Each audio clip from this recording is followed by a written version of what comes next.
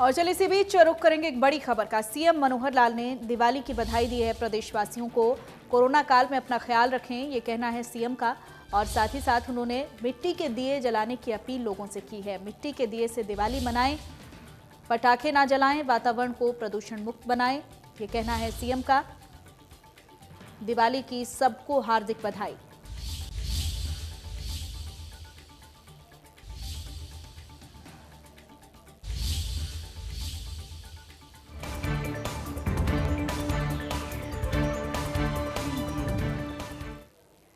और चलिए अब शुरुआत करेंगे फटाफट खबरों की। सीएम मनोहर लाल ने चंडीगढ़ में हरियाणा सिविल सचिवालय में मेवात विकास बोर्ड की 30वीं बैठक की अध्यक्षता की है।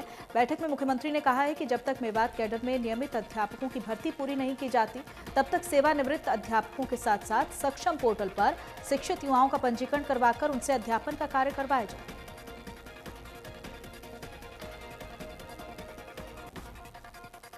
मुख्यमंत्री ने शिक्षा और स्वास्थ्य विभाग के अधिकारियों को निर्देश देते हुए कहा है कि जो कार्य विभाग अपने स्तर पर कर सकता है, उन कार्यों को मेवात विकास बोर्ड की कार्यसूची में शामिल नहीं करना चाहिए।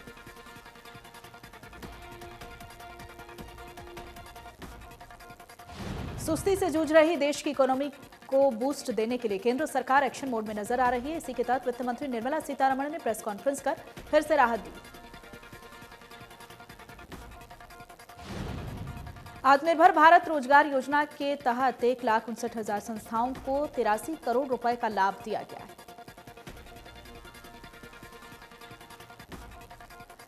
आत्मनिर्भर भारत रोजगार योजना 2.0 के तहत सरकार ने अहम बदलाव किए। सरकार इससे जुड़े कर्मचारियों को ईपीएफओ से जोड़ेगी। ऐसे कर्मचारी जो पहले पीएफ के लिए रजिस्टर्ड नहीं थे, उनकी तनख्वाह 15,000 से कम है, तो उनको इस योजना का लाभ मिलेगा। निर्मला सीतारमण ने बताया कि 10 सेक्टर्स के लिए 1,46,000 करोड़ रुपए की प्रोडक्शन लिंक्ड इंसेंटिव योजना बनाई गई है। इससे रोजगार और घरेलू विनिर्माण को बढ़ावा मिलेगा। पहले ये योजना 3 क्षेत्रों में शुरू की गई। बिहार में एक बार फिर से नीतीश कुमार ही मुख्यमंत्री बनने जा रहे हैं। अब नीतीश कुमार दिवाली के बाद एक बार फिर मुख्यमंत्री पद की शपथ लेंगे। सूत्रों की माने तो 16 नवंबर को शपथ ग्रहण समारोह हो सकता है। नीतीश कुमार इस बार 7वीं बार बिहार के मुख्यमंत्री के रूप में शपथ लेंगे। सबसे पहले साल 2000 में वो मुख्यमंत्री बने थे और तब से अब तक अलग अलग मौकों पर वो शपथ ले चुके हैं। दिल्ली के विज्ञान भवन में जल शक्ति अवार्ड समारोह का आयोजन किया गया। जल शक्ति विभाग की तरफ से आईटीबी नेटवर्क को इस बार जल शक्ति सम्मान मिला है। कार्यक्रम में केंद्रीय जल शक्ति मंत्री गजेंद्र सिंह शेखावत, केंद्रीय जल शक्ति राज्य मंत्री रतन लाल कटारिया भी मौजूद रहे। आईटीबी नेटवर्क ने देश के हर शख्स तक आखिरी बूंद पहुंचाई, जिसके बाद उन्हें सम्मानित किया गया। आईटीबी नेटवर्क के फाउंडर कार्तिकेय शर्मा ने जल शक्ति मंत्रालय का धन्यवाद किया। कहा कि अवार्ड टीम का हौसला बढ़ाने वाला है। मजबूती से जल संरक्षण को प्रमोट करेंगे, आगे भी लोगों को जागरूक करते रहेंगे।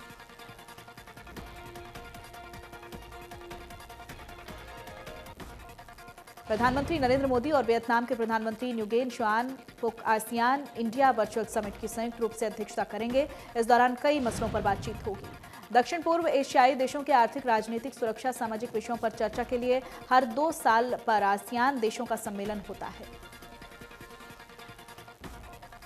भारत सहित 10 देश आसियान के डायलॉग पार्टनर हैं। भारत के अलावा ऑस्ट्रेलिया, कनाडा, चीन, जापान, दक्षिण कोरिया, न्यूजीलैंड, रूस, अमेरिका और यूरोपीय संघ इसमें शामिल हैं। कांग्रेस के पूर्व अध्यक्ष राहुल गांधी ने देश की आर्थिक स्थिति को लेकर प्रधानमंत्री नरेंद्र मोदी पर ट्वीट कर हमला बोला। राहुल ने ट्वीट कर कहा कि भारत इतिहास में पहली बार आर्थिक मंदी की चपेट में आ गया है। प्रधानमंत्री नरेंद्र मोदी ने देश की ताकत को कमजोरी में बदल दिया है। लद्दाख में सीमा पर भारत चीन के बीच तनाव कम करने की कोशिशें लगातार जारी हैं। तनाव कम करने के लिए पैंगोंग झील के उत्तरी तट पर विवादास्पद फिंगर क्षेत्र को अस्थायी तौर पर नो मैंस लैंड में तब्दील किया जा सकता है। 6 महीने से जारी तनाव को कम करने के लिए इस क्षेत्र में भारतीय और चीनी सैनिकों की गश्ती को रोका जा सकता है। सूत्रों ने बताया कि फिंगर 4 से लेकर फिंगर 8 तक के एरिया को कुछ समय के लिए नो पेट्रोलिंग जोन बनाने पर विचार किया जा रहा है। अगर ऐसा होगा तो भारत और चीन दोनों अपने मौजूदा पोजीशन से पीछे हटेंगे। चीन फिंगर 8 से पीछे हटेगा, जिसे Bharat line of actual control बताता रहा है। गोहाना में नगर परिषद के लाख दावों के बाद भी सड़कों पर आवारा पशुओं की टोली घूमती हुई नजर आ रही है। नगर परिषद ग्रामीणों पर शहर में पशु छोड़ने का आरोप लगा रहा है।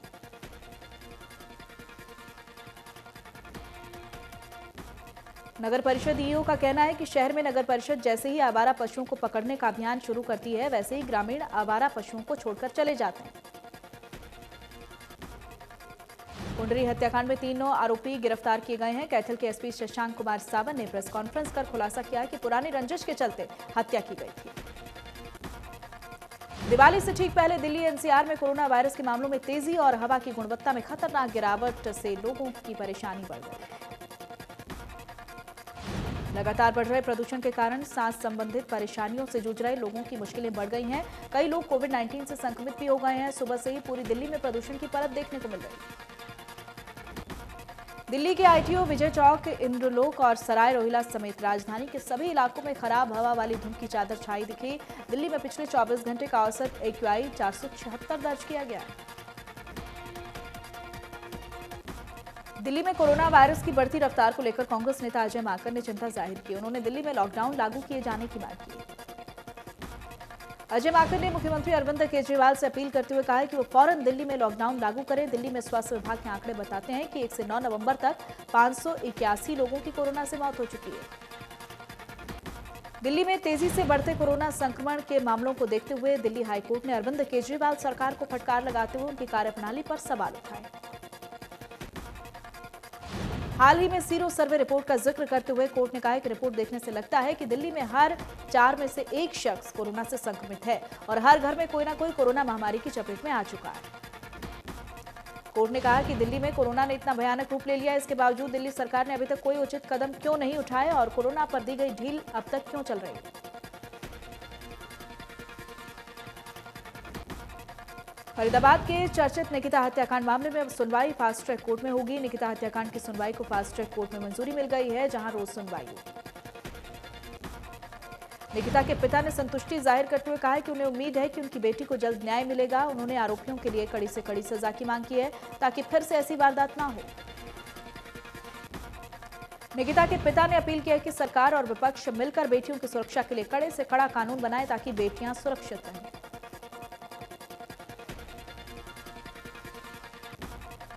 त्योहार के सीजन में सीएम फ्लाइंग टीम एक्शन में है। सोनीपत के शहर में वेस्ट रामनगर इलाके में छापेमारी करके अवैध रूप से चल रही रसगुल्ला फैक्ट्री को पकड़ा गया है। इस दौरान मौके पर ही खाद्य सुरक्षा विभाग की टीम को भी बुला लिया गया है। टीम को वेस्ट रामनगर के एक बंद मकान में मिठाई बनती हुई मिली है। वेस्ट रामनगर निवासी शेर सिंह तरह तरह की मिठाइयों का निर्माण कर शहर की मिष्ठान भंडार की दुकानों पर सप्लाई कर रहे हैं। नूंह के तावड़ू में मिठाई के गोदाम में सीएम फ्लाइंग की टीम ने छापा मारा है। सीएम फ्लाइंग की टीम ने तावड़ू उपमंडल के गांव गोयला और पढ़ेनी सहित नगर के गोदाम पर छापा मारकर सैंपल लिए।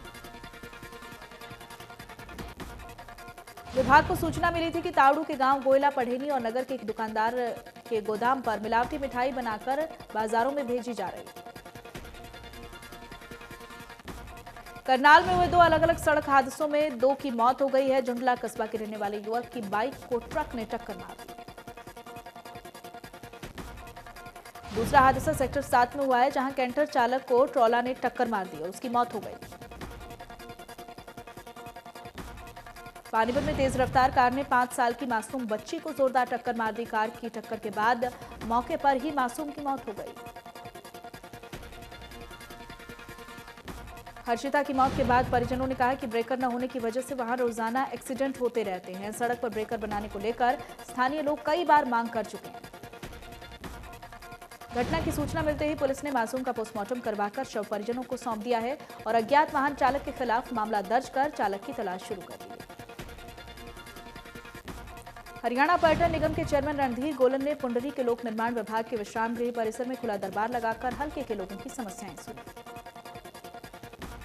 चेयरमैन रणधीर गोलन ने मौके पर आई सभी शिकायतों का जल्द निपटान करने के लिए अधिकारियों को आवश्यक दिशा निर्देश भी दिए।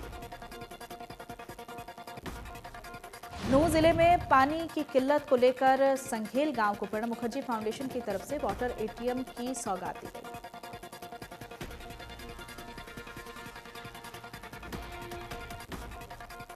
धनतेरस का त्योहार इस बार 2 दिन मनाया जा रहा है। कार्तिक मास के कृष्ण पक्ष की त्रयोदशी तिथि को धनतेरस का त्योहार मनाया जाता है और इस बार धनतेरस का त्योहार 13 नवंबर को भी मनाया जाएगा।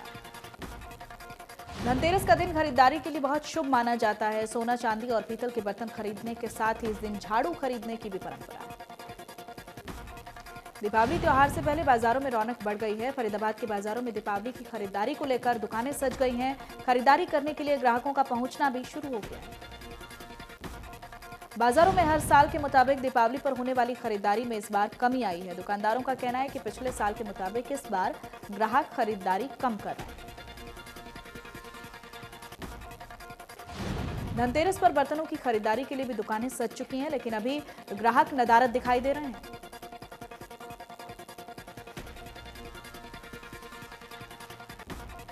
ड्रग्स केस में बॉलीवुड एक्टर अर्जुन रामपाल से नारकोटिक्स कंट्रोल ब्यूरो की टीम ने पूछताछ की है। एनसीबी ने हाल ही में अर्जुन रामपाल के घर पर छापेमारी की थी। बॉलीवुड में फैले ड्रग रिंग की जांच कर रहे नारकोटिक्स कंट्रोल ब्यूरो ने फिल्म अभिनेता अर्जुन रामपाल की गर्लफ्रेंड गैब्रिला से 6 घंटे तक पूछताछ की है। गैब्रिला के घर पर सर्च के दौरान प्रतिबंधित दवाइयां मिली थी। इसके बाद एनसीबी गैब्रिला और अर्जुन रामपाल को अलग अलग दिन समन जारी कर चुकी थी। गैब्रिला ने बताया कि वो इन दवाओं को पेन किलर के तौर पर डॉक्टर के प्रिस्क्रिप्शन के बेसिस पर ही ले रही थी। हालांकि उनके पास डॉक्टर का कोई प्रिस्क्रिप्शन मौजूद नहीं मिला।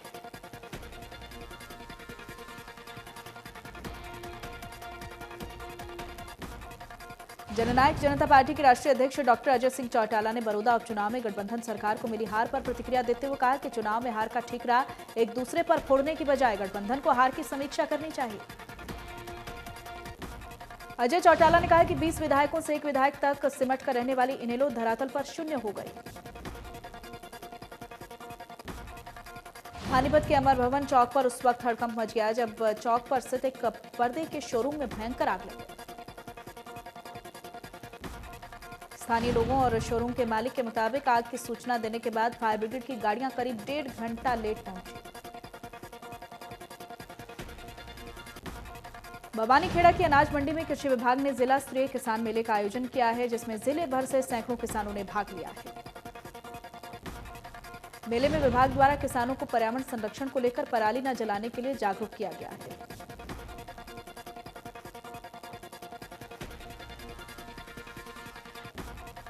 इसके अलावा किसानों को फसल बीमा के बारे में बैंक संबंधित जानकारी भी दी गई। जींद में तंबाकू निरोधी सप्ताह का आगाज किया गया। स्वास्थ्य अधिकारियों ने लोगों को नशा छोड़ने का आह्वान किया। स्वास्थ्य विभाग के अधिकारियों का कहना है कि कोरोना वायरस के दौर में तंबाकू का सेवन करना अपनी जान से हाथ धोना है।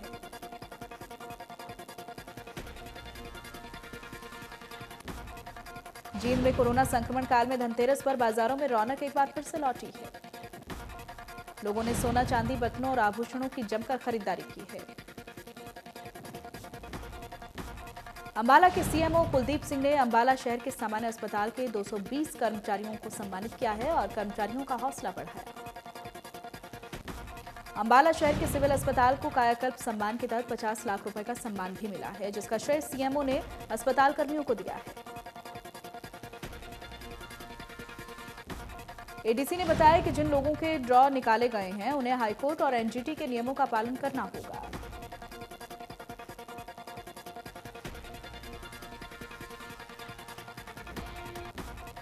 फतेहाबाद में पटाखे बैन के बावजूद लगातार बेचे जा रहे हैं पटाखे। नगर परिषद के पूर्व प्रधान वीरेंद्र नारंग अपने पटाखा गोदाम के बाहर लगी भीड़ को समझाते नजर आए।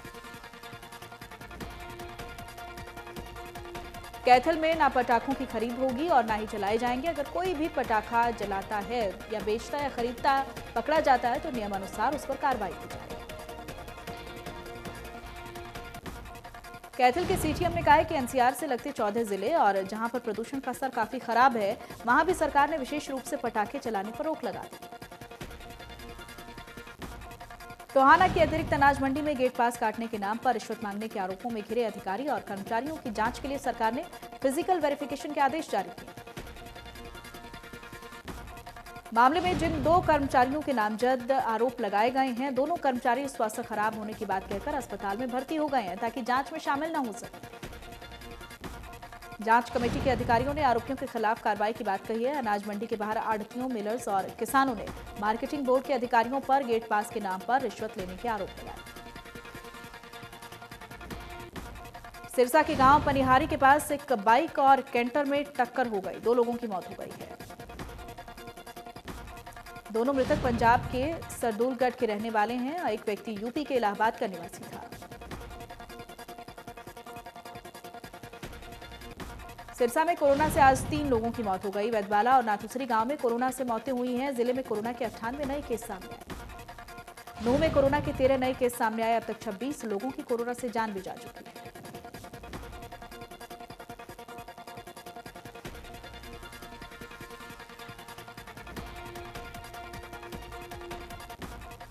हरियाणा टूरिज्म कर्मचारी संघ ने कर्मचारियों ने पिछले 6 महीने से तनख्वाह न मिलने के चलते सरकार को शर्मिंदा करने के लिए फरीदाबाद के मुख्य चौराहे पर भीख मांगकर रोष प्रदर्शन किया और नारेबाजी की। कर्मचारियों ने चेतावनी दी कि अगर उन्हें इस बार काली दिवाली मनाने को मजबूर होना पड़ा तो आगामी 26 नवंबर को टूल डाउन हड़ताल करने पर मजबूर होंगे।